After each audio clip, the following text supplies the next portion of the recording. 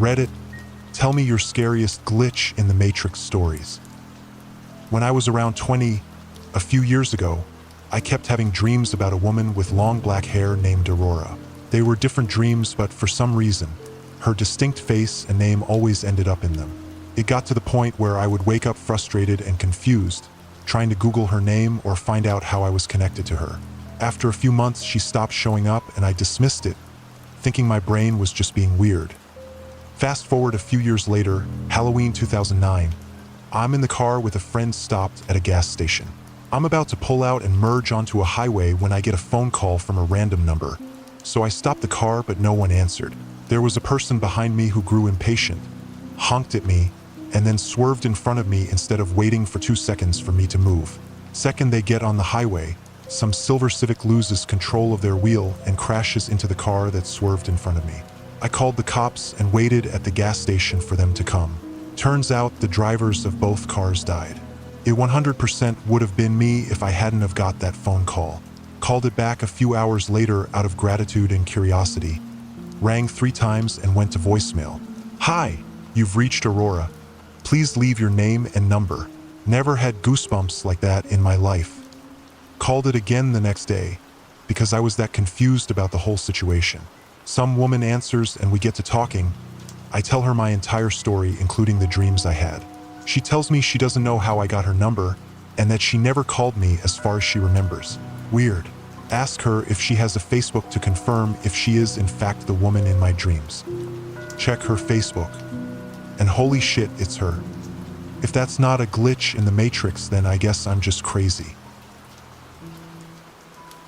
One day I was walking to work and all of a sudden had an urge to walk a different path than usual. I work downtown in a big city. It was a strange spur of the moment urge to walk a different way that changed my life forever. I turned into an alley I had never seen before. As I remember it, I made it about 15 feet or so when an actual glitch happened. Everything in my mind scrambled. I felt like I didn't have a body anymore, just that I was a semi-conscious entity floating through some weird dimension. All of a sudden, in the array of different colors and shapes of vision came to me. It was a bunch of strange-looking people that, in my mind, resembled businessmen in suits. They looked startled and panicked that I could see them. One of the people made a quick movement and everything turned to black. When I regained normality, I was on a completely different street. It was the same street that I always used to walk to work. I felt sick and severely disturbed/depressed. I've never done any hard drugs, never experienced any hallucinations, never have had anything like this happen to me. The weird thing is, when the glitch was correcting itself and I could see those people watching me like a caged animal, I had the feeling that I knew I was being controlled. It still bothers me very much to this day. I don't know if this is a source of consolation or not, but a long time ago I had a conversation with an old workmate who described much the same thing. The detail is hazy, but he said one day he was in his house when he felt a sudden need to go outside and stand on his lawn. He claimed it was the strongest, clearest feeling ever. When he went outside, he experienced a sort of wobble, and he just said everything was screwed up for a moment. Then he experienced a feeling of detachment/outsideness, and when it passed, he turned to go back inside. While talking to me, he got quite upset at this point and asked me not to think of him as crazy. But he said the next thing he saw was his car parked in the street. It was the same model/registration, but a different color. He was so thrown at this, and then more so because then his wife came out to ask what he was doing, and he said he realized she was in all appearance his wife, but somehow not his wife. He said from that point on she liked foods she had claimed to hate before, and sometimes brought up memories he said had zero relation to things they had done in the past. He said things like his route to work was still the same but somehow different. He said there were buildings on the way that either he had missed in the 6 years he'd driven past them 5 days a week or had just appeared overnight.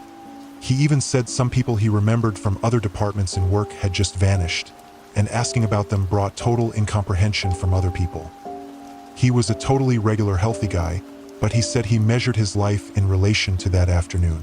There were things that happened before the change, and everything afterwards. He went to say he was now living his life with a feeling that about 15% of it had spontaneously changed that afternoon. We moved on and drifted apart since then, but I've never really felt so sure about the permanence of reality ever since. When I was a teenager, I had two really intense dreams one night. The first one was about an online friend of mine calling me to say she'd broken up with her boyfriend, and I sang a few lines of Seal's "Don't Cry" to her over the phone. The second dream was finding one of my real-life friends' dead body floating in her bathtub. I didn't think anything of it until I logged online that evening and the online friend came online to tell me her boyfriend broke up with her. I immediately asked if I could call her, and she said no. I remember thinking that it meant something, like I could change it. Not long after, my phone rang, and it was the real-life friend from the dream calling me. I was completely freaked at this point, but talked to her normally. She was just talking about school and stuff, up until I realized I heard a splash in the background. I asked her, "Are you in the tub?" And when she said yes, I felt like my heart had stopped. I asked her, "What did you do?"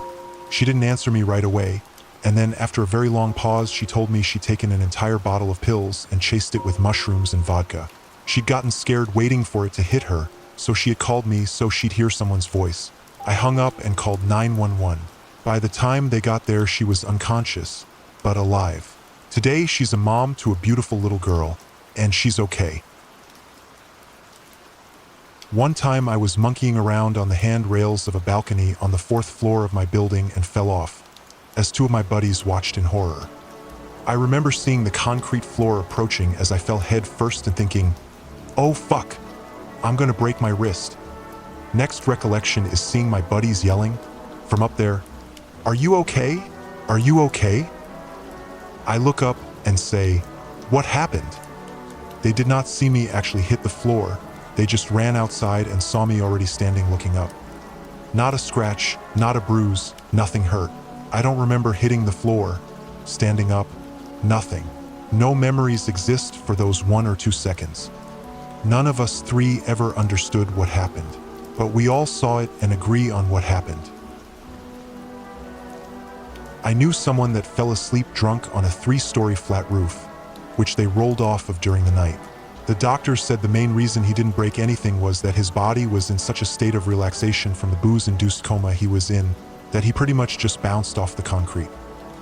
There was a Russian guy named Alexei Roskov who drank 3 bottles of vodka and then jumped out of the window from his apartment on the 5th floor. Fortunately for him, the booze relaxed his limbs and kept him from getting all tense, so he fell like a slinky, didn't break a single bone and, in fact, went back to his apartment, found his wife calling an ambulance and jumped a second time to prove he was just fine. Motherfucker survived again. I have a sleep tracking app on my phone that has a setting for lucid dreaming. It will start saying, "You are dreaming," repeatedly in a woman's voice with a bit of an echo. I was at work one day when I started hearing the voice randomly every few minutes or so. I checked my phone, and as soon as the screen turned, I woke up in my bed as the sun was rising. A bit freaked out, I went to take a shower. Then, on my way to work, I started to hear the voice again through the radio. When I turned my car off, a bit freaked out again. I once more woke up in my bed as the sun was rising. This happened about 3 or 4 more times, all at different times of the day. I didn't trust reality for about a week after that and still refused to use that particular setting of the app. During a spinal tap procedure, I was put under. While under the anesthetics, I had what I can only explain as an out-of-body experience, seeing as how my viewpoint was from above my body looking down on the procedure. I watched the whole thing and saw that the doctor had knocked my Game Boy off the tabletop while walking by, batteries ejecting from the fall. One fell in sight and he picked it up, but the other was next to the front left wheel under the bed out of his view. But not mine. I woke up groggy and told him where my other battery was, and he was shocked when he found it there. To this day, it still weirds me out. I used to work in a building that had 3 levels of sub-basements, with the piece of lab equipment I typically worked on in the lowest basement. I had the only key. There was a wired phone in there, and I did work late some nights, but not this night. I was sleeping alone in my apartment when I woke up to a call on my cell phone from my girlfriend at 3 a.m. She was in hysterics and asking why I scared her. Apparently, she received a call from that basement phone just a minute earlier, with someone who sounded like me slowly repeating her name until crackling and fading out. My apartment was 10 miles away from work. I thought she was lying, but I saw the 3 a.m. call from the basement phone logged on her phone receipts myself. Still freaks me out to this day. My dad used to get up around 3 a.m. every morning for work. Starting at a very early age, I would wake up on my own and wander downstairs to see him before he left. One morning when I was about 4 years old, I made it to the bottom of the stairs and noticed that the front door was ajar. I opened it up and saw my father in his favorite work shirt making his way down the driveway to his truck in his typical work-outfit, plaid shirt and dickies. I swung the door open wide and yelled for him to come back for a hug before he left. He slowly turned around and just stared at me and started walking back towards the house. He was looking so strangely at me that it started to scare me, and I began crying and asking what was wrong. Just as he had almost reached me, a pair of arms encircled me from behind in a bear hug. I turned my head to see my understandably freaked out father staring at his doppelganger in the same outfit. The double took one look at my dad and ran down the driveway. Meanwhile, my dad yanked me in the house and locked the door. Weirdest morning ever. Never did quite figure that one out. I would not trust my 4-year-old memory of the event if it wasn't also witnessed by my father. He won't really talk about it these days, but my mom has since told me that he called out of work and she spent the day reassuring him he wasn't a nutcase. I was heading home with my dad when we stopped at a drive-thru. I start feeling more and more anxious for no reason, to the point where it makes me lightheaded and sick to my stomach. We have to wait a little bit ahead because they gave us the wrong order. So I sit there, feeling like shit, and I suddenly get the urge to call my brother. Turns out he had been trying to call us. He had just gotten into a car accident. No one died, some got seriously bruised, but he was only shaken. I told him to shut up and get as far away from the car as possible. He didn't understand but followed through, trying to call some of his buddies, and I could hear them calling him a wimp, him giving up and getting far away, and then a loud noise, people shouting. After the whole shit was over, he told me what happened. His drunk friend tried to impress some girls in the car, hit the gas, drifted and hit the bottom of the car on some rocks, completely fucking with the engine. They stood near the car, the driver still inside trying to turn the engine back on. The hood burst in flames and the car started to burn fast. The driver managed to get away, but got severely hurt. Some of the guys and girls who stood around were hurt and burned too, but not as bad as the driver. My brother was the only one with light bruises from the whole thing. He told me that when I ordered him to get away from the car, he was in front of it, inches from the hood. I've never experienced anything like this before, just this once. It's just a really weird memory. I don't remember what I was thinking. I remember it like watching a movie and seeing myself and everything from an outside angle. 10 years ago, I was returning home from a road trip with 2 friends. I received a phone call from my parents asking when we would be arriving, and I explained that we were about 25 minutes away. About a minute later, we came around a bend. It was a full moon, and we could see the reflection from a lake below us, and other than that, the road was completely empty. Suddenly, everything went completely dark in the car. No lights from the dash or gauges or headlights on the road. The music also stopped and restarted at the beginning of the CD we were listening to. There was now a vehicle pulled over by the police about 1/4 of a mile in front of us that hadn't been there a split second before. I assumed I had dozed off for just a second as it was late. I thought it was still quite peculiar, though. After about a minute, the driver of the car turned the music all the way down and said, "Did that just happen to anyone else?" The other passenger in the back seat sat forward abruptly and exclaimed, "I thought I just fell asleep." We then realized that the clock in the car was reading an hour later than it just had a minute before. To keep ourselves from freaking out, we decided that the car had possibly had a momentary electrical failure and reset the clock to an odd time, turned off the dash lights, headlights, and gauges, and restarted the CD player. But when we arrived home 25 minutes later, we were 1 hour late. I am missing an hour of my life, and to this day have no idea how it happened. This happened about 15 years ago. I called my friend up and he wasn't home, so I left a message on his answering machine. I said, "Hey, it's me. Sorry I missed you, call you later." And then I hung up and left the house. I made no other calls. Later that day, he called back and he says, "Wow, that was quite a message you left. Who was that girl you were talking to?" I was like, "What? I wasn't talking to any girl." Well, as it turns out, the message didn't end after I said bye. I had to go over to his house and listen to this message a few times. After my initial message that I did leave, there was a slight pause, and it continues on for another 30 to 40 seconds with me talking to some girl. It was my voice, but a conversation that I had never had with a girl whose voice I didn't recognize. You could compare it to the message that I know I did leave, and the two voices were indistinguishable. Not just the voice, but the talking mannerisms as well. It was my voice. Also, the references to my occupation and activities were the same. Basically, in this conversation I was talking to this girl about going skiing, but I had to go down to my shop and work on a car first, which totally correlated to me. Then the message just stopped. It was recorded on one of those digital answering machines that recorded the message to a chip, so there was no tape I could have taken and had analyzed, unfortunately. Also, neither I nor my friend had party lines, so that's not an explanation. It was very freaky. I can't explain it. My mom and I both dream about the same place. It's a 3-story white house. We usually dream about the house on the same night, so that in the morning we have conversations like, "So, the house was in the Midwest last night." "Yeah, I know. Was the laundry out on the line yet?" "No, the clothes pins were rotten." The first time we found out that we had been dreaming about the same house was the day my ma came out and said, "I just had the most terrifying dream ever.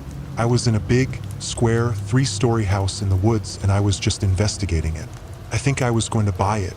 I went up to the 3rd story and got lost, and then ran into this idiot man-child." "Mom, was he wearing a blue work shirt and suspenders? Did he sleep on the mattress in the back room?" "Yes." "Was the 3rd-story kitchen floor rotting through?" "Yes." The conversation went on for hours as we went into exact specific details. Everything, and I mean everything, matched up. We ended the conversation by each drawing a picture of the house. Identical. Have a few, but this one stands out. I was catching a sky train in one particular city about 15 minutes from where I get off. While I wait, there is a woman with glazed eyes asking people for money. She came up to me, stopped briefly, and asked, "Excuse me, could you spare some money? My brother is in the hospital and I'd like some money to buy him some flowers." That's rich, I thought. Drug addicts are getting more and more obvious with their lines. "Here's $5. Gave it to her without even looking her in the face, convinced of her intentions. Anyways, my train pulls up and I get on. I look through the glass at her walking around asking others for money as the train pulls away. The train arrives at the station 15 minutes later, and I walk down and out to the bus stop. There is only one bus the direction I'm going, and just my luck, sitting there waiting when I get off the train. So on the bus I hop and wait for the bus driver to finish reading his paper before the doors close and we embark down the highway. About 5 to 10 minutes traveling, the driver pulls over for a routine stop. The doors open, and to my complete astonishment, the woman from the SkyTrain walks into the bus, a dozen roses in hand. She looks me right in the eyes as she walks past to take her seat. How in the blue hell did she get there? I took the train before her. I watched her at the train stop from inside as we pulled away. I went over a river. I caught the first and only bus going this particular direction. And not only did she beat me there, she had time to go to a store and buy a dozen roses. To this day, I have no idea how this happened. Ever since I was a kid, I have had this thing that happens to me that I call doubling. I put something in a pocket, then later find it in another pocket, as well as the original in the pocket I had put it in. And yes, it has happened to money before. The most standout example was when I was a teen at camp. All the leaders had engraved plastic name tags, and we were only issued one. I used to keep moving mine between my hat and my shirt. At the end of camp, I just crammed all my stuff in a duffel and headed home. Later, when I unpack, the first thing I do is pull out my hat with the tag on it. Okay, so that's where I had it last. And of course, a minute later, I pull out a shirt with the same name tag pinned to it. I also experienced a similar phenomenon when I was a kid. For a few years, it happened on a daily basis, but haven't seen it in a long time. Someone would place something in their pocket/backpack, etc. But when they went to grab it later, it would be missing. I would then reach into my pocket or backpack and pull the item out. I initially got accused of being a thief, but when it happened repeatedly when I hadn't even been within 20 feet of the victim, my friends and classmates stopped doing so and just kind of accepted that that would happen around me. If you guys like this video, please drop a like and subscribe. Also check out my Instagram account called Scary Time, linked in the description. And as always, stay scary.